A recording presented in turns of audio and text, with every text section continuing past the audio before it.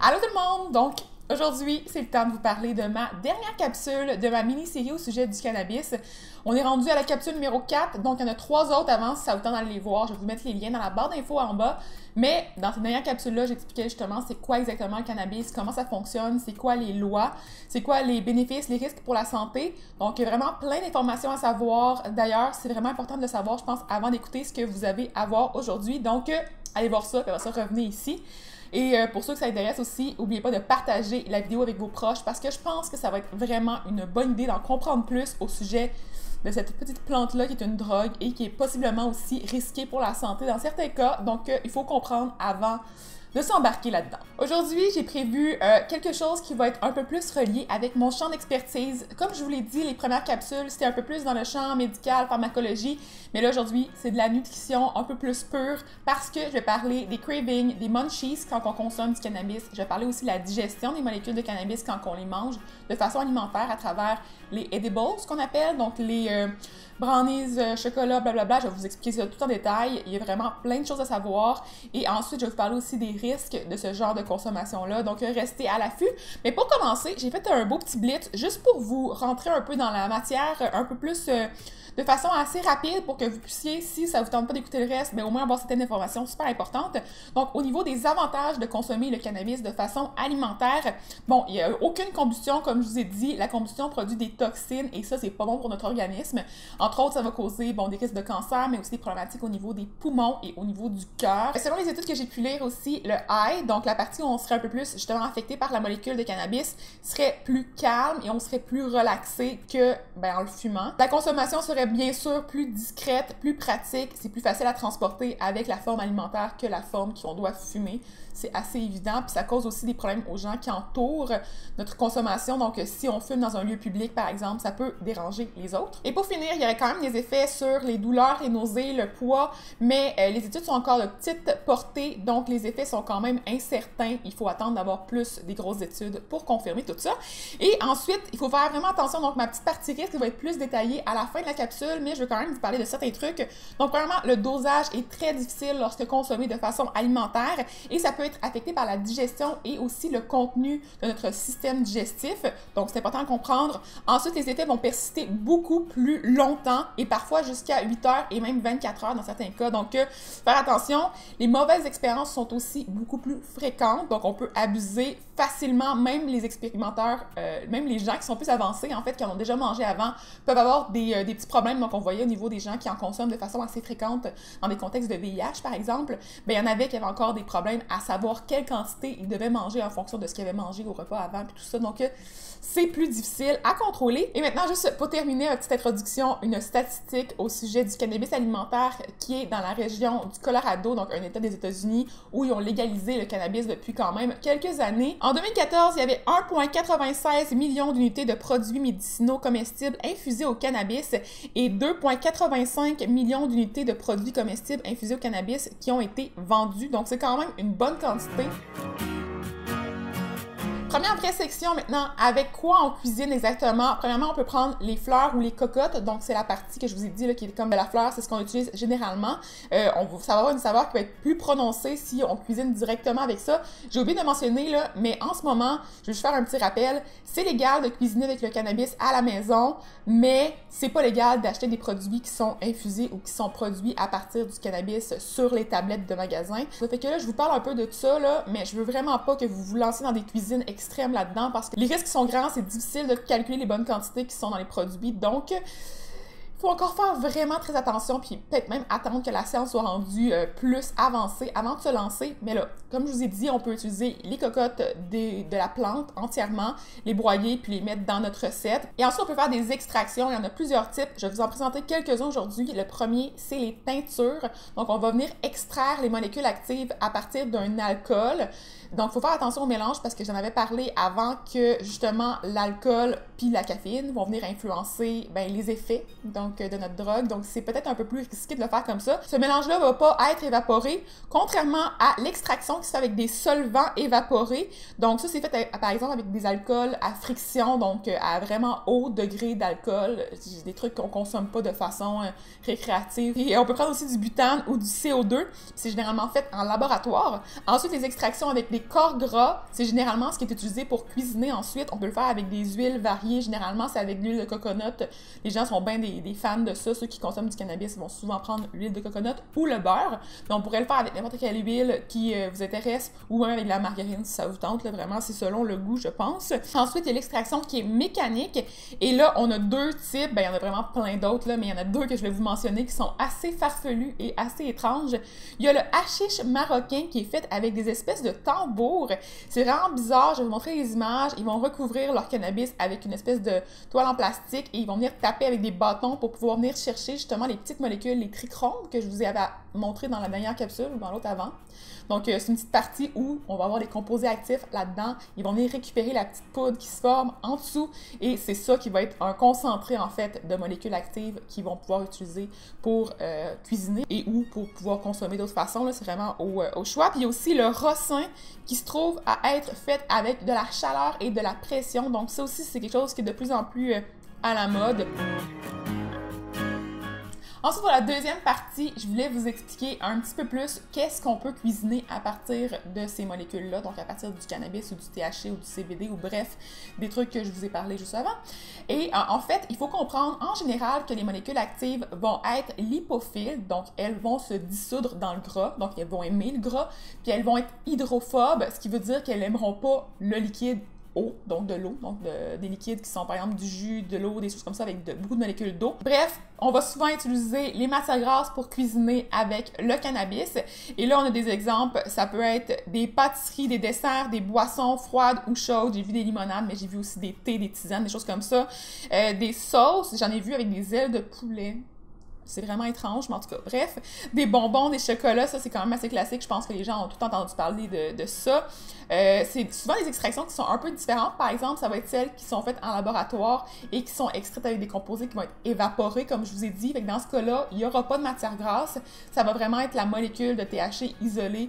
Puis ça se fait un peu moins bien à la maison. Fait que je pense pas que ce soit quelque chose qui se fasse en ce moment au Canada parce que justement on recommande pas de le faire parce que c'est pas légal, bien sûr. Et ensuite il y a les pastilles et aussi il y a certains endroits qui vont utiliser la plante entière pour faire du jus. Ça, je trouve ça vraiment drôle. On peut pas vraiment faire ça ici parce que vous pourrez pas vraiment acheter de plantier. Autre chose intéressante que je m'étais notée, c'est que, bon, généralement dans l'industrie, ils vont avoir des quantités plus fixes de THC, de CBD, de molécules actives par portion. Généralement, ils recommandent pas de dépasser le 10 mg de THC par portion.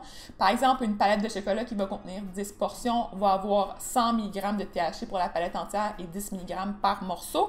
Mais à la maison, c'est un petit peu difficile de savoir combien de THC ou combien de CBD on a dans chacune de nos portions. Fait que c'est vraiment un risque que je veux mentionner ici parce qu'on peut pas vraiment le savoir à moins que vous soyez un chimiste. Là.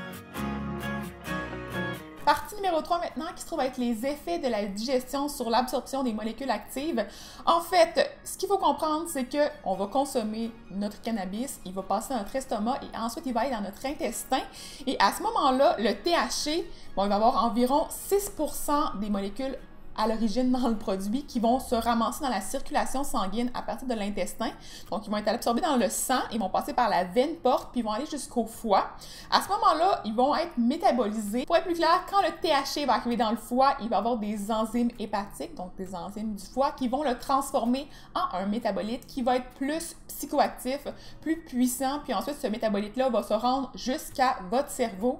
Puis là, c'est à ce moment-là qu'il va y avoir des effets qui vont être plus intenses. Ce que j'ai lu, c'est qu'environ 1 mg de THC consommé de façon orale, donc il va être mangé, va équivaloir à environ 5 mg de THC fumé. Donc, comme vous avez compris, ça va être quand même assez long avant que la molécule soit mangée digérée par votre estomac, ensuite elle va être passée dans l'intestin, là elle va être absorbée, elle va aller au foie, elle va aller au cerveau, après ça fait un gros cycle. Donc généralement ça prend environ 2 à 3 heures avant d'avoir les effets complets, puis ça c'est le pic en fait des effets comparativement à environ 3 à 10 minutes quand on le consomme de façon avec la combustion. Mais comme ça dépend de tout le monde, il y a des effets qui peuvent commencer dans l'heure suivant la consommation, puis il y en a des personnes qui vont avoir des effets jusqu'à 24 heures après, ou en tout cas plus souvent jusqu'à 8 heures, mais ça peut aller jusqu'à 24 heures. Pour ceux qui se posent la question, j'avais mentionné que les molécules de THC et CBD, tout ça, sont lipophiles, donc elles vont être stockées dans le gras. Donc, si vous pensez en consommer un jour, sachez que ça reste dans l'organisme, et plus on est un grand consommateur de cannabis, plus on va avoir des grandes quantités qui vont être dans notre gras. Puis ça va prendre plus de temps avant de justement le métaboliser, puis plus en avoir dans notre circulation. Même une personne qui en consomme souvent va avoir des réserves vraiment plus longtemps. Point numéro 4, est-ce que ça stimule vraiment l'appétit ou est-ce que c'est un mythe qu'on a envie de manger plus qu'on consomme du cannabis? En fait, pour comprendre ça, il y a quand même beaucoup de notions scientifiques à aborder. J'espère que je ne vais pas vous perdre en cours de route. Mais, premièrement, si vous avez compris qu'il y a un système qui s'appelle les endocannabinoïdes dans notre corps qui est là d'une façon ou d'une autre, sans même qu'on consomme du cannabis, ben vous allez peut-être aimer comprendre que ce système-là, lorsqu'il est hyperactif, donc lorsqu'il est vraiment stimulé beaucoup, ben ça augmente la consommation d'éléments nutritifs, donc ça nous donne envie de manger plus, et ça augmente les réserves d'énergie dans notre corps, et ça va aussi réduire la dépense énergétique. Donc, c'est des facteurs qui font en sorte qu'on pourrait peut-être éventuellement prendre du poids quand ça c'est hyper stimulé. Donc on pourrait se demander si le cannabis pourrait avoir le même effet parce que les endocannabinoïdes sont des molécules qui ressemblent aux molécules actives du cannabis. Il faut comprendre que généralement le cannabis va avoir un effet au niveau du système nerveux central, donc dans notre cerveau, plus principalement au niveau de l'hypothalamus, mais il peut aussi avoir des effets un peu partout dans notre corps, dans différents systèmes, même dans notre estomac, dans notre système digestif en général. Donc, c'est modulé par des hormones. Les hormones, c'est normal, on en a dans notre corps en temps normal, mais peut-être que la consommation de cannabis pourrait influencer la quantité qui circule, puis éventuellement, ça influence aussi d'autres choses comme le fait d'avoir envie de manger ou non.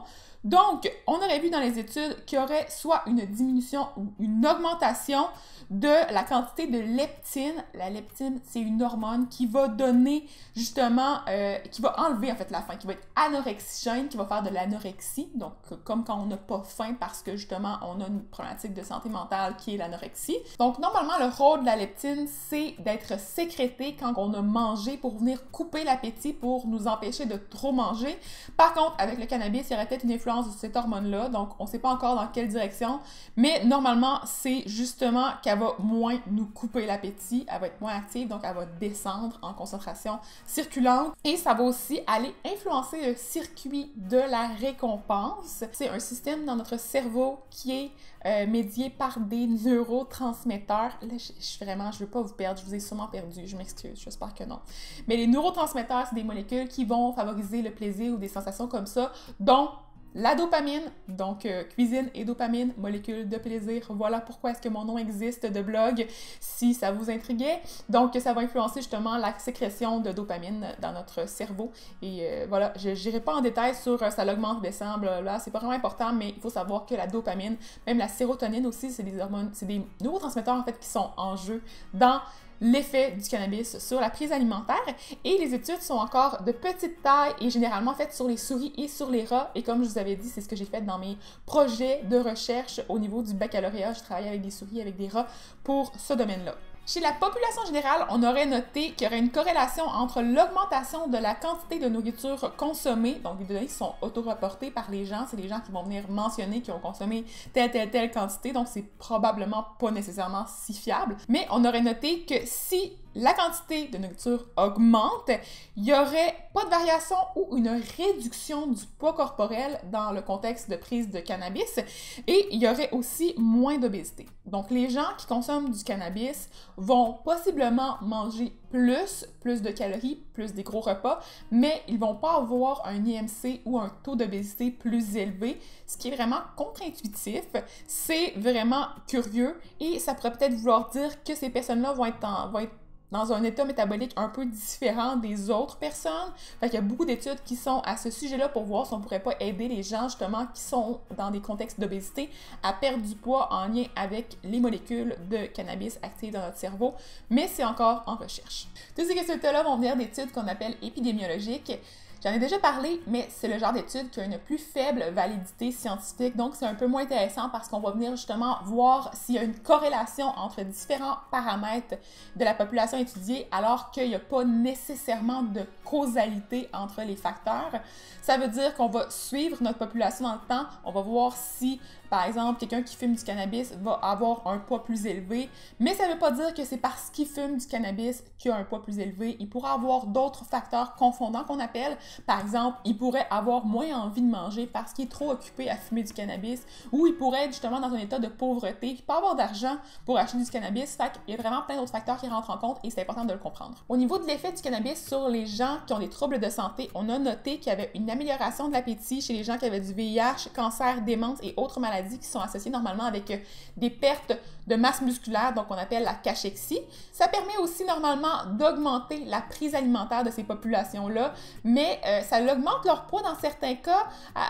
Par contre, on ne peut pas dire que c'est nécessairement super fiable parce qu'à court terme, on se rendait compte que c'était peut-être lié avec une augmentation de la rétention d'eau dans leur corps. Donc, les résultats là-dessus sont encore assez peu fiables. Les gens mangent plus, mais ça ne prouve pas nécessairement qu'ils vont gagner du poids. Donc, c'est encore à voir. Donc, en très très bref, la marijuana est une substance métabolique régulatrice qui va augmenter le poids corporel des gens qui sont en faible poids, donc les individus qui n'ont pas un poids corporel élevé. Point numéro 4, au niveau des munchies, des cravings, du fait qu'on ait envie de manger plus, est-ce que c'est vraiment vrai qu'on a justement la dent plus prompte à avoir le goût de manger des collations, des choses comme ça, avec des trucs vraiment fast-foody? En fait, on peut dire que le THC va activer le CB1, comme je vous ai dit, que ça va augmenter l'appétit, mais aussi l'envie d'avoir du plaisir à travers la nourriture parce que tout va sembler meilleur. Ça va favoriser aussi le dépôt énergétique, donc l'accumulation de gras sous forme de graisse et de tissu adipeux chez les gens qui sont déjà justement en surpoids normalement. Ça va nous entraîner à avoir justement plus de petits snacks, des petites collations versus des gros repas, donc c'est plus les collations que les gros repas. Ça va donc affecter plus le type de consommation, le type d'aliment qu'on désire manger plutôt que la quantité consommée. On termine avec la partie numéro 6. J'ai passé de main parce que je tiens mon micro dans l'autre main, mais c'est les risques reliés à la consommation de cannabis alimentaire. Et ça, il y en a quand même plusieurs. J'en ai parlé un peu en introduction, mais là, je continue là-dessus. Si on cuisine à la maison, c'est légal, oui, mais ça ne veut pas dire que c'est facile d'avoir les bonnes quantités de THC, les bonnes quantités de molécules actives dans notre portion. C'est difficile de savoir combien il faut en manger pour avoir les bons effets. Il faut faire vraiment aussi attention parce qu'il y a un très grand risque, comme je vous l'ai dit, de surconsommer, d'en manger trop parce que le pic d'effet va être juste 2 à 3 heures et même plus après la consommation, après on ait mangé la portion. Donc, ça peut arriver plus tard, puis on peut en consommer beaucoup trop. Donc, les surdoses vont être des expériences qui vont être vraiment pas très agréables et ça rentre avec des facteurs comme des troubles cognitifs ou moteurs, la sédation extrême, l'agitation, l'anxiété, le stress, les stress cardiaques et aussi des vomissements. Donc, ça, c'est vraiment pas cool et c'est à éviter. Donc, on peut aussi, au contraire, si vous mangez votre cannabis de bonnes portions, tout ça, vous pouvez avoir le goût de manger plus et vous n'allez pas manger des plus grosses quantités, comme je vous l'ai dit, mais avoir des cravings pour du fast-food. Éventuellement, manger des quantités que vous n'auriez peut-être pas mangées si vous n'étiez pas sous l'influence de la drogue et ça peut peut-être vous causer des problématiques au niveau, vous avez trop mangé ou vous vous sentez pas bien, vous avez des nausées, mais aussi vous pouvez vous sentir un peu coupable, donc la culpabilité d'avoir trop mangé après avoir cet épisode-là. Et un dernier risque que je ne peux pas mentionner dans cette capsule-là, c'est le risque que les jeunes enfants tombent sur les aliments contenant du THC ou du CBD et qu'ils les consomment par mégarde et qu'ils aient justement des effets qu'on veut vraiment pas. J'avais noté qu'au Colorado, le taux d'ingestion des enfants de moins de 9 ans a augmenté de 34% post-légalisation du cannabis et 35% de ces enfants-là avaient été hospitalisés en raison de symptômes de surdose. C'est pas excessif, c'est pas traumatisant tant que ça, mais ça peut arriver, donc on garde nos aliments hors de portée des enfants, c'est hyper important. Et là, je vous répète que c'est pas encore légal d'acheter les aliments qui contiennent du THC sur le marché.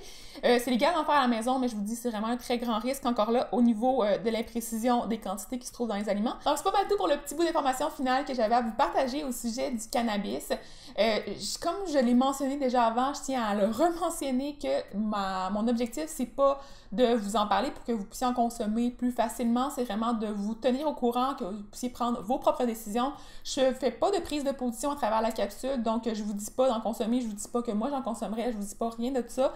Vous prenez votre décision en fonction de vous, ce que vous en pensez, et c'est vraiment super important. D'ailleurs, je suis curieuse de savoir dans les commentaires ce que vous en pensez. Est-ce que vous allez en consommer? Est-ce que les façons alimentaires, c'est quelque chose qui vous attire plus que les façons avec la combustion, les autres méthodes de consommation?